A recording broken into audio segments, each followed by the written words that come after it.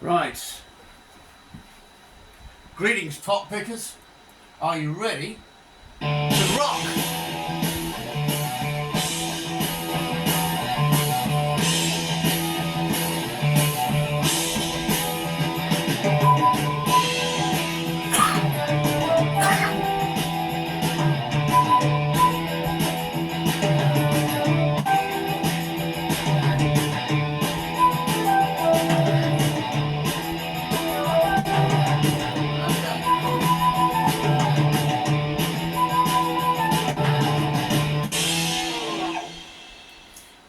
Well, that was the theme from Top of the Pops as it was played in the 1970s. I'm referring to you, whatever your pronouns or chosen identities are, as pot pickers, because that's what we were referred to by Alan Fluff Freeman, one of the 1970s DJs. It's Skelly, the vinyl junkie in the digital age. Welcome to all of you, whether you're subscribers or not. It's going to be a lengthy-ish video simply because we've got a lot to get through, because this is the GLAMTASTIC 1970s. The days when you went into a pub and there were fruit machines and there were games on tables, you know, flying saucer games and things like that, and this very rudimentary tennis game, a little blob going backwards and forwards. We played bar billiards, we played snooker and pool. We didn't have iPhones, we didn't have PlayStations, none of it. Water didn't come in bottles. Dogs pooed on the ground and nobody scooped it up. A bit miserable, really, sometimes. The Midlands and the North was an industrial grimeland, churning out cars by British Leyland and others. Dagenham was home to Ford. The unions and the bosses were always in conflict. There were strikes. There was a 3-day week when in the 60s the Beatles optimistically sang about an 8-day week. So what is glam rock? Where did it start? What's it all about? We're going to find out. We're going to talk about it right now. One of the things that was significant in the 1970s was that this, if you can see that, stack of records was a playlist. Yes, we had little records like these. Yeah, there's one. You had an A side and a B side in those days. So no fresh air. Lumps of plastic, quite literally. And what kind of music were we listening to on these lumps of plastic, quite literally? Well, we were listening mainly to glam rock. We're going to talk in a minute about the charts of the 1970s. But more recently than that, we had this fantastic magazine come out, Record Collector, which featured a lot of glam rock stuff. We had Slade, Bowie, we had Mud, Wizzard, Suzi, Quatro, Elton John, and these guys, The Sweet.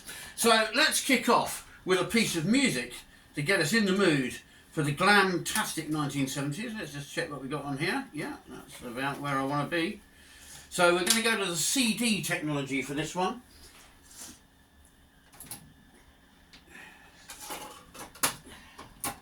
Put that on there. We're going to play a track from that. And while we're doing that, we'll wait for that to warm up or whatever it does.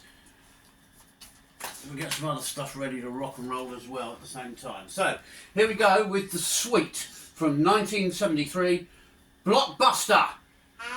We are gonna rock.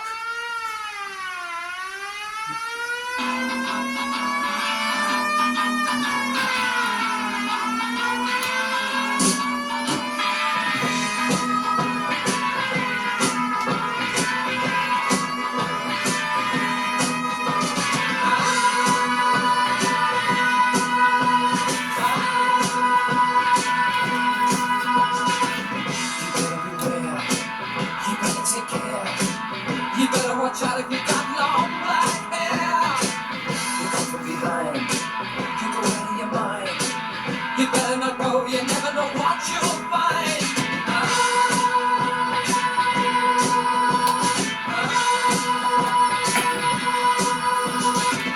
You look in his eyes, don't be surprised. The GLAMTASTIC Suite with Blockbuster. Very typical of the age. And I've got some notes about the glam rock era. So what was glam rock? Well, according to Wikipedia, It was music made mainly by men who dressed in foppish styles. But it wasn't just men, as we're going to discover. There was a woman or two in the mix. But glam rock generally was mostly aggressive, brash, melodic, riff-driven music, a bit like you're hearing here.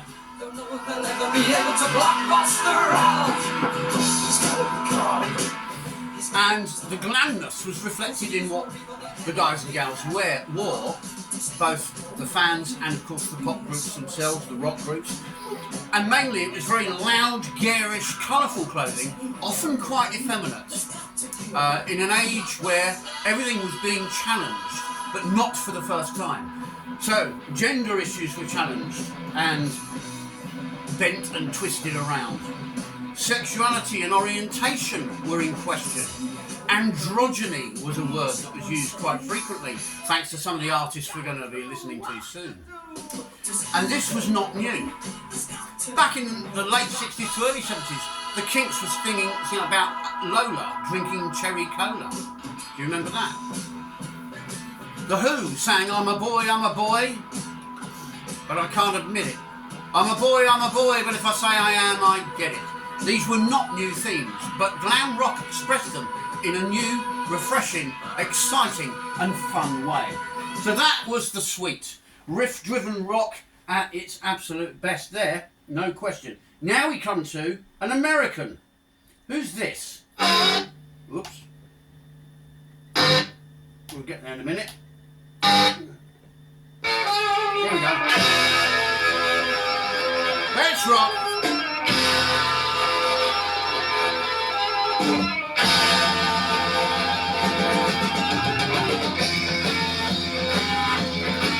Alice Cooper. We got no choice. All girls and boys. We all noise. We found new toys. Oh, yes, the teacher can't find a play. That don't suit you. That's a play.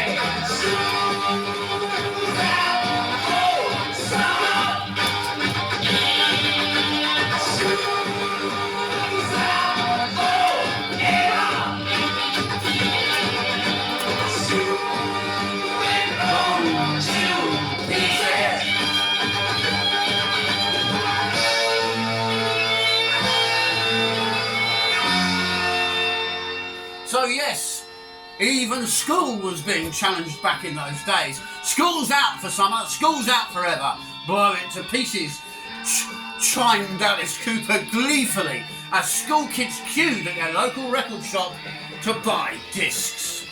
And we have another one to show you now. Here we are. Another little disc. That's how we got these tunes, guys and gals.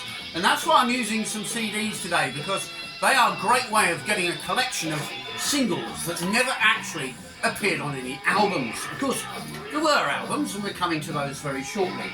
So where did glam rock music get its origins from? Well, it drew on... Excuse me, I have a bit of a cold. It draws on 50s rock and roll and teddy boy fashions. It drew upon 60s mods, rockers, psychedelia and the hippie movement. All these elements fed into it, in the clothing, some of the music, and so on and so forth. As we've said already, it dealt with misogyny too, but not in a good way. We had the likes of Rolf Harris, Jimmy Savile, Gary Glitter doing unspeakable things. And we're going to come to some dodgy lyrics in some songs shortly, which I would challenge today. So glam rock wasn't totally wholesome, but it was fun, it was colourful, and it was different. And it challenged authority. School's out!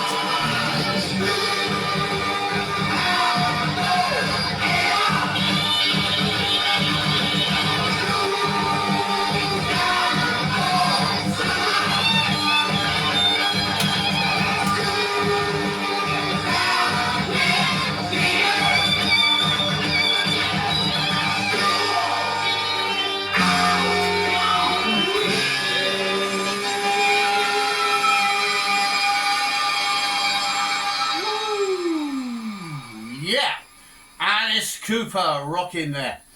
And there were wizards in glam rock. The flamboyant clothing, the makeup, the glitter. We wore platform shoes. I even had a pair for school. They were quite tame ones, admittedly, but they were platform shoes none the more. We had tank tops, some of them with round neck, some of them with a V-neck. They were essentially sleeveless jumpers, usually brightly coloured and garish, like this gentleman here, Mr. Roy Wood, the Wizzard himself. He had previously been in the move in the 60s, so he wasn't new to psychedelia and Phil Spector-esque sound, which became his passion. He then helped form the Electric Light Orchestra with Jeff Lynne, where they experimented with violins and oboes and cellos and all sorts of other classical instruments, but playing rock riffs. When he and Jeff parted the ways due to management decisions at the time, Roy went on to form the mighty Wizzard, and that's who we're going to play now. Wizzard did this. It's called See My Baby Die.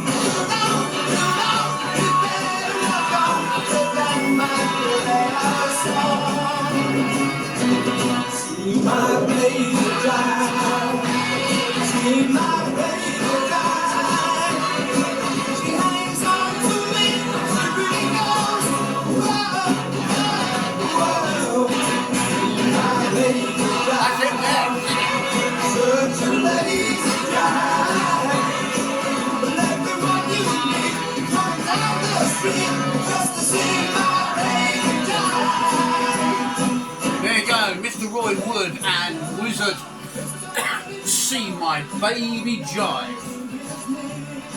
Now Roy's pastiche was 50s throwback type music with a wall of sound, a bit like Phil Spector. Now you know, if you watched my Christmas special video last year, we talked about the Phil Spector wall of sound. But it wasn't all about guys. There was a young lady coming onto the scene who decided she would join the boys. And she rocked like a hurricane. We went to see her last November, and she rocked like a hurricane then. And here she is rocking like a hurricane on this fantastic vinyl album. The one, the only, Suzi Quatro.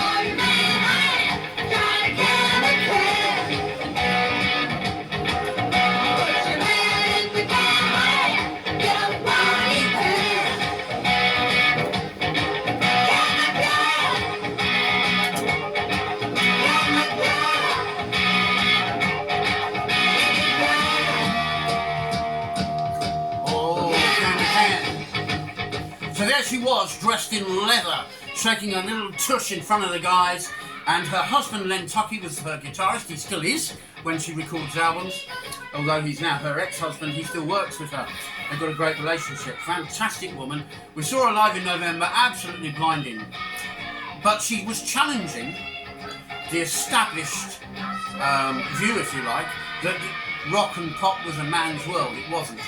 And Suzi Quatro came and rocked to prove that it wasn't just a man's world. Now we have to take her off and move on to a band she supported, because when she first started, she'd come from Detroit in Michigan, and Mickey Most wanted her to work in the UK. He relocated her here, and she became much bigger here than she ever did in the United States of America.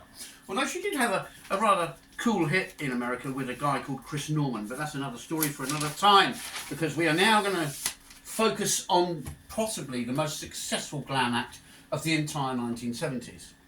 This band had no rivals apart from the rather fey and effeminate T-Rex. I haven't got any of their records. I did have a collection I was going to play for you and I cannot find it, so we'll review that separately. But T-Rex were basically a softer riff-driven style of rock music. The band that they competed mostly with were much harder and heavier in their sound. Suzi Quatro supported them on her first ever tour in the UK. She supported this band, and this band's audiences were notoriously resilient and resistant to support acts. They were openly hostile to them. But Suzi Quatro went on stage to support this band, and she won their audience over. To this day, the members of this band admire and are friends with Suzi Quatro. The band we're talking about, of course, is the mighty Slade. Baby, baby,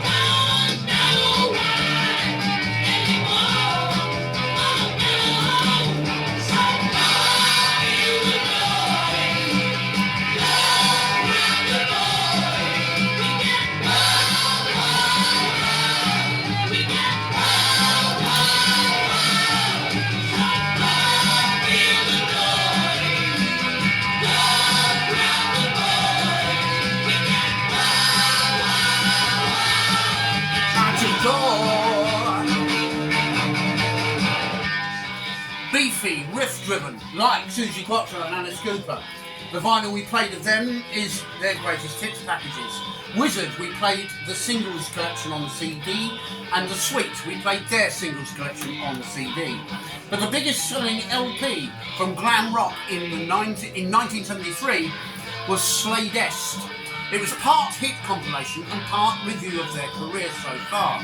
It contained lots of their hits like you've just heard, but it also had some of the earlier cuts before they were big and famous.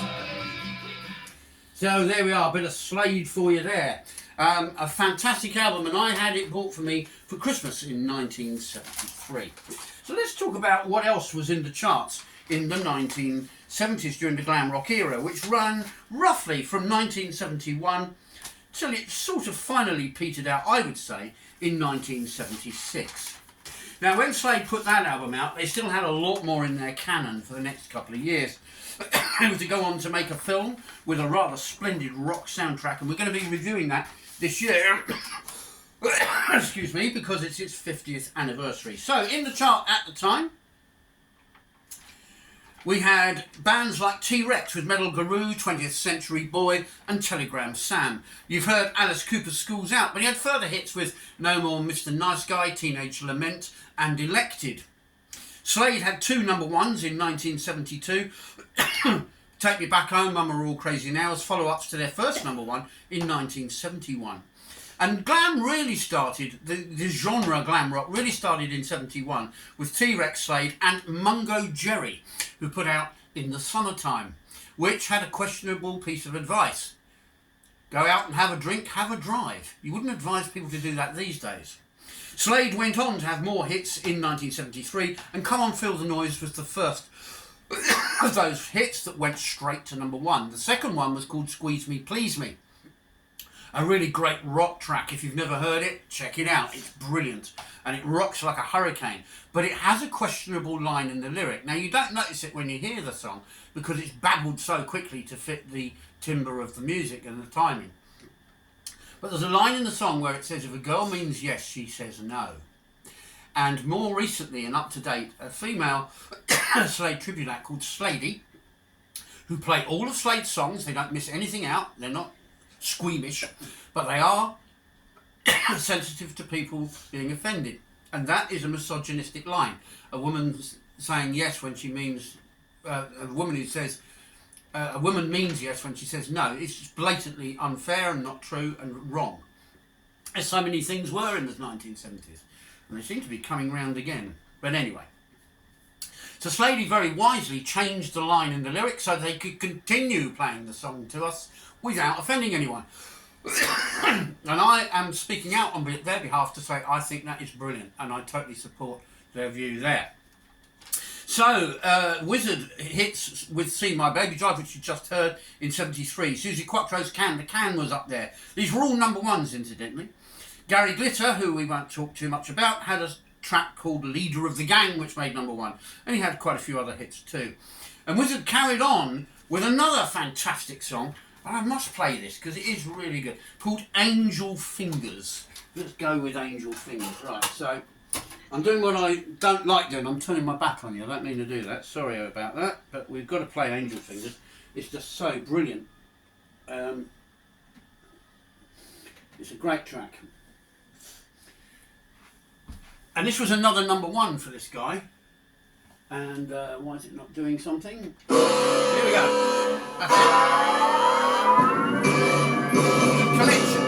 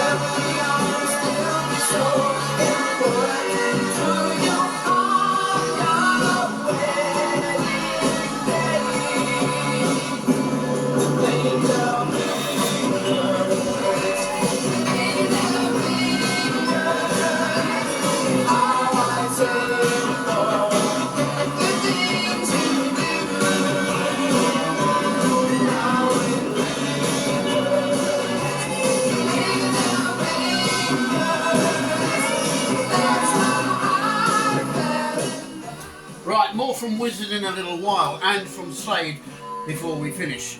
Next up, Elton John. Elton John was more than glamtastic because he not only hit the highs in this country with his music, with his lyricist Bernie Taupin, but he conquered America, which many of our homegrown glam acts failed to do. Slade, T-Rex, the Quo even couldn't cut across in America, but Elton John could. And in 1973 he released the most opulent, over-the-top flamboyant LP of the year. It was called Goodbye Yellow Brick Road. It featured a triple gatefold sleeve. It was a double album at a time when people were nervous about doing double albums in case they didn't sell very well. Elton cut through all of that and had a hit with yet another aggressive track with a riff that could have been flown in from Slade.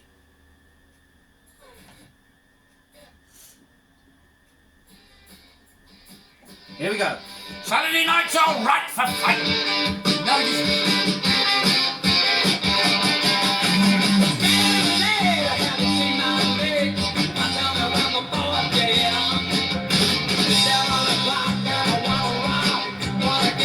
Belly full of beer. Monkeys and my old lady, she don't care. But it's the little cute and a red boots. I have no reason to care.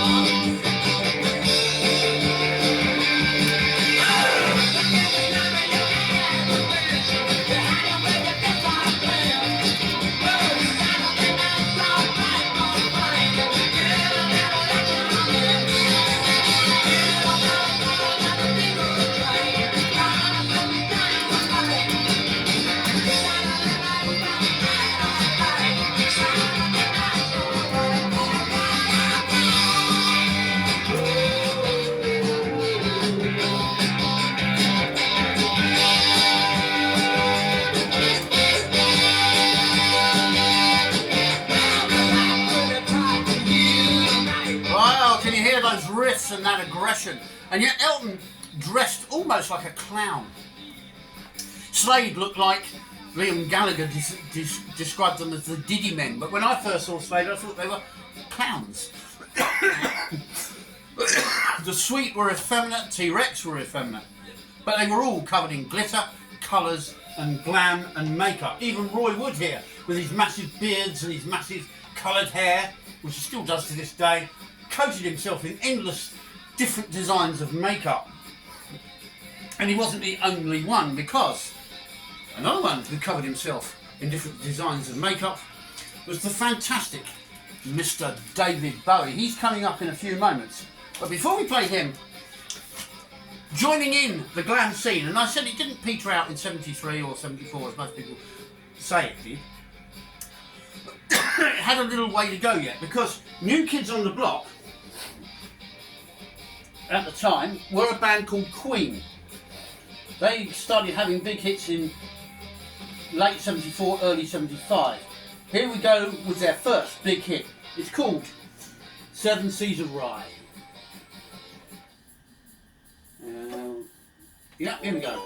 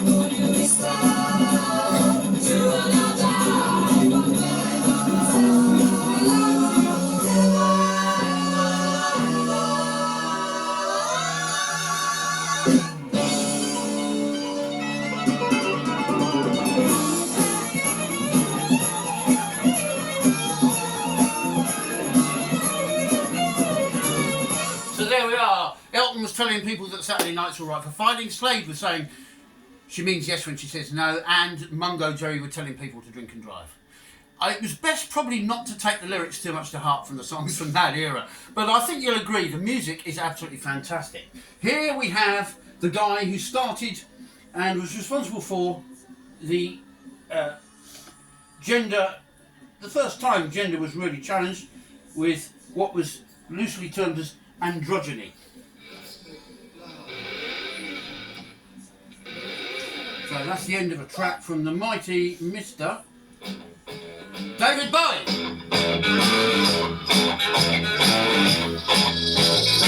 Small change in the city, strung out on lasers, scratch razors, ate all the razors, pulling the weight, talking about Monroe, walking slow ride, New York suburban, everything tastes nice, more than meaning.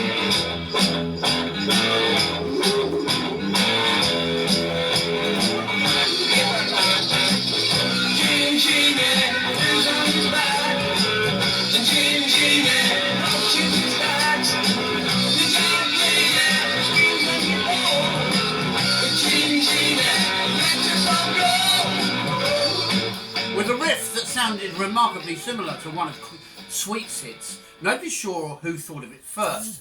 Was it Chin and Chapman who wrote Sweet's hit songs, or was it David Bowie who was an originator and wrote his own music? Who knows? Never mind. But he and Queen between them blurred the edges of sexuality in those days. Sexual orientation, you may say. And a little later on, Elton came out as admitting he had been bisexual, and eventually he settled with a man called David Furnish, as we all now know. So things were challenged big time in the 1970s. But a lot of the 1970s glam rock had a nod back to the 50s. And amongst the guilty participants were these boys. They were called Mud. And Mud were unashamedly 50s retro. They had a lot of hits with some covers of some wonderful rock and roll songs. But what they were famous for was a peculiar kind of dancing which involved putting your thumbs in your trouser pockets and doing things like this. And here's a medley of those songs that created this dance craze from Mud. It's from the album Mud Rock. It's Dynamite, The Cat Crept In and Tiger Feet in a medley. So let's hear them. Hello, my name's Jeffrey. I'd like to introduce you to a group of young boys called Mud. I think they're very good. I think they're very good. This is the first time I've ever done anything like this. Now this here is the story of Abigail Rock.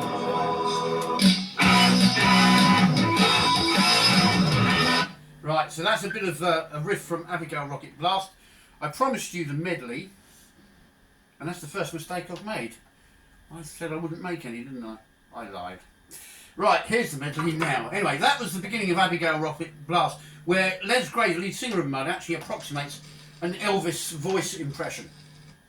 Here's the medley I promised you. Great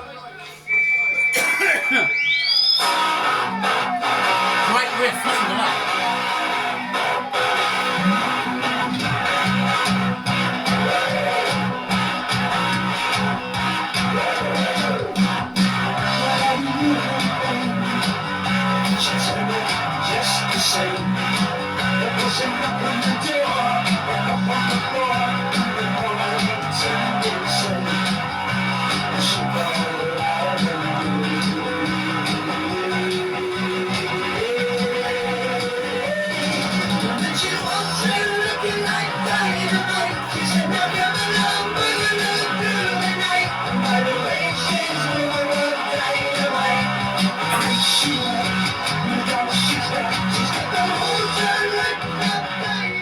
So that's the first bit of the medley, Dynamite. We move on to The Cat Crept In, which comes up in that bit there.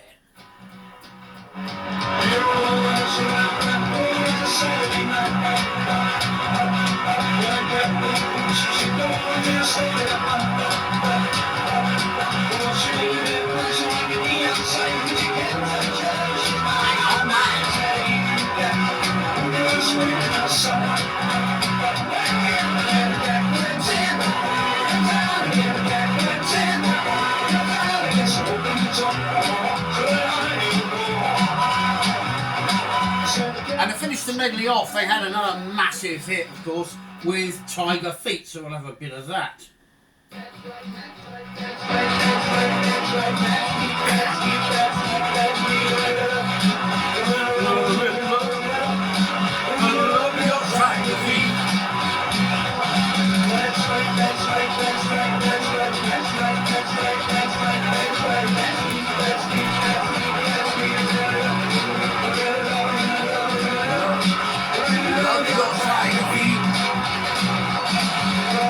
There we go, Mud, a wonderful band. They used to go on stage on Top of the Pops, of course, and other shows on TV, wearing drapes, drain-pipe trousers and crepe-soled brothel creeper shoes, or beetle crushers they were sometimes referred to as.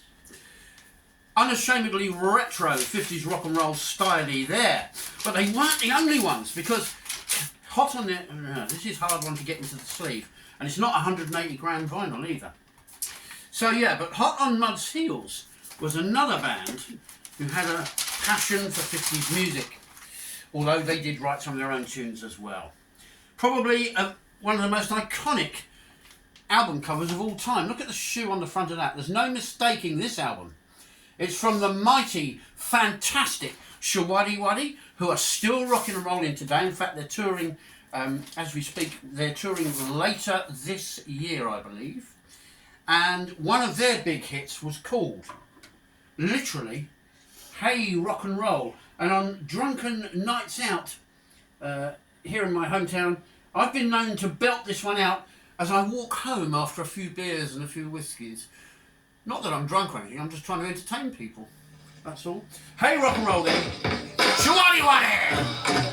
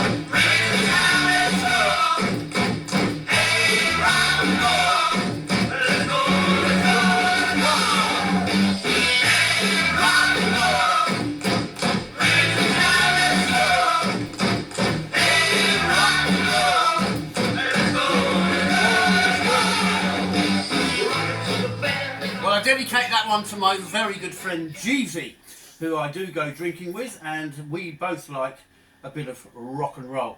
One of his favourite bands, he and I both have this album on the vinyl. I think he paid a couple of quid for his and I paid a couple of quid for mine. So these albums I'm showing you are out there, and they're not expensive if you buy the second-hand versions, because for some peculiar reason there's a big snobbery amongst music aficionados about glam rock, and I'm the complete opposite, as you can tell from what I'm playing. I'm unashamedly glam rock fan. That's me. Anyway, here's a bit more from Wizzard, and I'll explain this in a moment so that you understand why I'm playing it. So this is from a very interesting album called Introducing Eddie and the Falcons. Oh look, there's Eddie. There's Eddie. He looks great. Hey, look, he got a shirt like mine.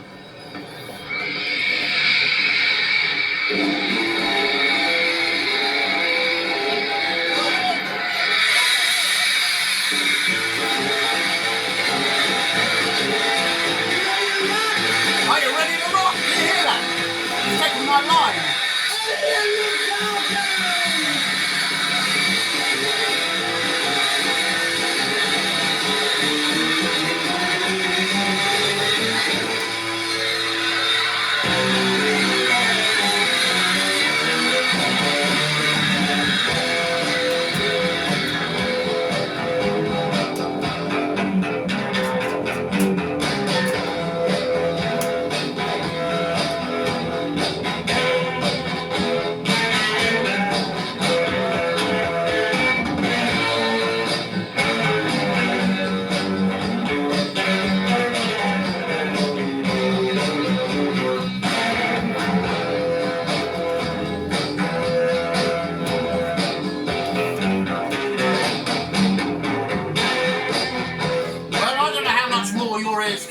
Because I love this stuff, but I played that introduction to the album Introducing Eddie and the Falcons by Wizzard because it's one of the greatest retro 50s style albums I've ever heard in my life.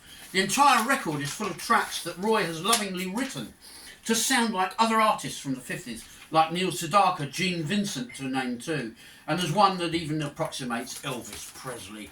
How cool is that? Well, we're going to finish off this glam rock sesh right now by summing it all up. With industrial strife marring the enjoyment of life for our parents with high interest rates, high prices, and us kids all dressing in these ridiculous glam rock costumes and tank tops and platforms, and we had flared loon pants and all sorts of garish things. We grew our hair long, which nobody really approved of. I was forever being told to get mine cut. We had all this incredible music, and I hope you think it's incredible. I do. If you're too young to remember the glam rock era, I hope this has helped inform you a little. and will lead you to look into it further. Look up some of these artists. And there were more. There was Roxy Music, for example. There's too many to mention. I can't get into all of them.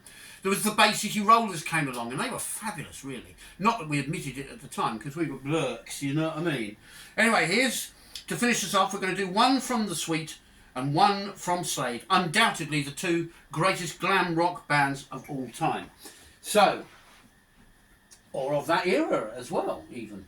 So we're going to go with Fox on the Run from The Sweet. Here we go. Good collection this, look it up.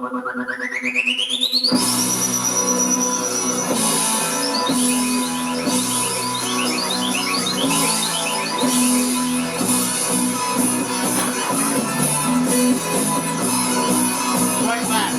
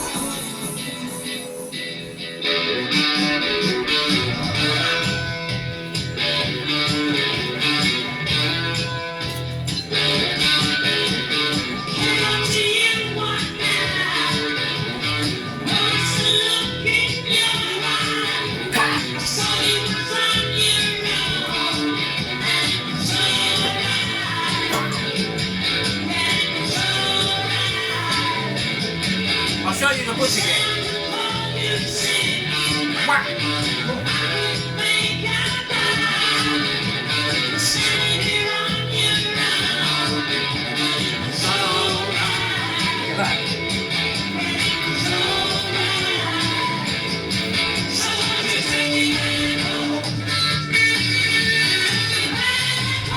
Take me back home. Well, I hope that's whetted your appetite for glam rock and some of the bands I've been telling you about today. There were also magazines at the time. Jackie was one of them, and if you search you can find CDs based on the Jackie magazines of the time, and they're chock full of masses of hits from lots more acts and groups at the time that I've not even mentioned. Thanks for watching. Thanks for subscribing, those of you that do. Keep on glam rocking! Let me get that far. Something's gone wrong. Oh, I turned it the wrong way. Keep on rocking. All right.